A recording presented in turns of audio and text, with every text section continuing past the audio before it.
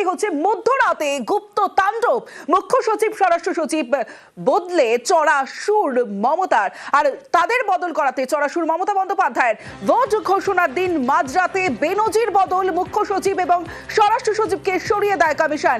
রাজ্যে DG, ADG ও Kolkata CP বদল, প্রশাসনিক বদলে কড়া আক্রমণ করেছেন মমতা বন্দ্যোপাধ্যায়। নারী হিন্দু বাঙালি বিদ্বেষের অভিযোগ মমতা বন্দ্যোপাধ্যায়। কি বলেছেন মমতা বন্দ্যোপাধ্যায় শোনাবো প্রথমে।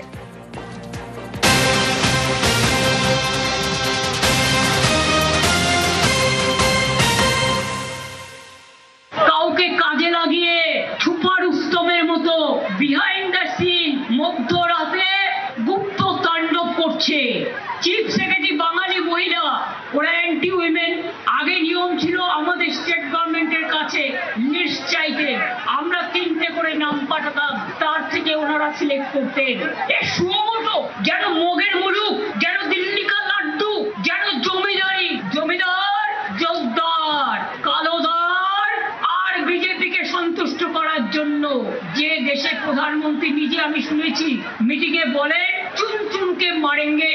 আমি ওনাকে বলি, দেশকে আপনি কি করে রক্ষা করবেন?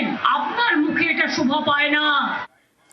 সরাসরি চলে যাব, প্রতিনিধি রয়েছে আমার সঙ্গে। আমরা শুরু থেকেই দেখেছি যে ভিন রাজ্যে পরিচয় হেনস্থা, বাংলা বললে বাংলাদেশি তকমা এবং বাংলা বললে সীমান্ত পার জানিয়ে বারবার সরব হয়েছেন মমতা বন্দ্যোপাধ্যায়। এইবার কমিশন যে এটা নজিরবিহীন মাঝরাতে এই বদল, এবং সেখানে এবার নারী হিন্দু বাঙালি বিদ্বেষের অভিযোগ করলেন মমতা বন্দ্যোপাধ্যায়। আবির,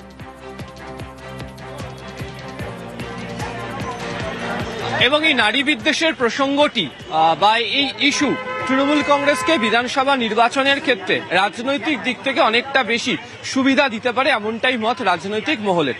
তুমি যে প্রসঙ্গের কথা বললে, অর্থাৎ বাংলা ভাষায় কথা বললে অত্যাচারের শিকার, ভিন দেশে পাঠিয়ে দেওয়ার যে বিষয়, এবং তার প্রত্যেকটা ক্ষেত্রে দাঁড়িয়ে তাদের বক্তব্য ছিল হচ্ছে কি, সেই বক্তব্যের জায়গা ছিল যে সোনালী বিবির যে উদাহরণ বা প্রসঙ্গের কথা বারবার ধরে তৃণমূল কংগ্রেস তুলেছে, এবং তাদের বক্তব্য যে বারবার অনুপ্রবেশ ইস্যুতে যেভাবে একজন মহিলাকে বাংলাদেশে পাঠিয়ে দেওয়া হয়েছিল এবং তাকে দেশে ফেরত নিয়ে আসার ক্ষেত্রে যে ধরনের কাঠখড় পোড়াতে হয়েছিল, সেটা নিয়েও বারবার ধরে আলোচনা হয়েছে। এবং এক্ষেত্রে দাঁড়িয়ে নন্দিনী চক্রবর্তী, যিনি মুখ্য সচিব, তিনি বাঙালি প্রথম মহিলা মুখ্য সচিব বলেন, তাকে যেভাবে সরিয়ে দেওয়া হয়েছে, যে প্রক্রিয়াতে সরানো হয়েছে, যে সময়কে বাছাই করে সরানো হয়েছে, তা নিয়েও বারবার ধরে তিনি আজকে প্রশ্ন তুলে দিলেন।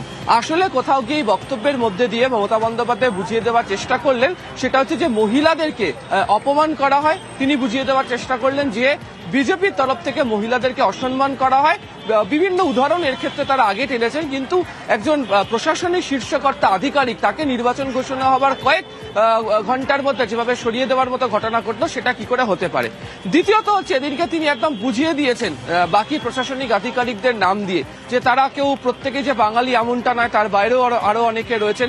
তাদেরকে যে সরিয়ে দেওয়ার যে চেষ্টা, তাদের সঙ্গে যে ধরনের আচরণ করা হয়েছে, প্রশাসনিক ক্ষেত্রে দাঁড়িয়ে থাকা ব্যক্তিদের সঙ্গে যে ধরনের আচরণ করা হয়েছে, সেটা কি করে করা হতে পারে। অর্থাৎ এক্ষেত্রে দাঁড়িয়ে হচ্ছে যে হিন্দুত্বের কথা নিয়ে বারবার ধরে প্রচার করা হয়, সেখানেও যে একটা অসৌজন্যমূলক আচরণ করা হয়েছে, ব্যবহার করা হয়েছে, সেটাকেই নির্বাচনের আগের এই প্রশাসনিক ক্ষেত্রের ঘটনাকে সামনে ধরে আজকের এই মিছিলের শেষের সভা থেকে পুরোদস্তুর ব্যবহার করেছেন তিনি। তবে এক্ষেত্রে বিশেষ নজর অবশ্যই নন্দিনী চক্রবর্তীর ইস্যু, তার কারণ তৃণমূল কংগ্রেস এটাকে গোটাটাই মহিলাদের প্রতি অসম্মান, অসৌজন্য দেখানোর মতো আচরণ বলে মনে করছে, এবং সেটাকে তারা বৃহত্তর আকারে প্রচারের মঞ্চে আজকে তুলে এনেছে। বেশ।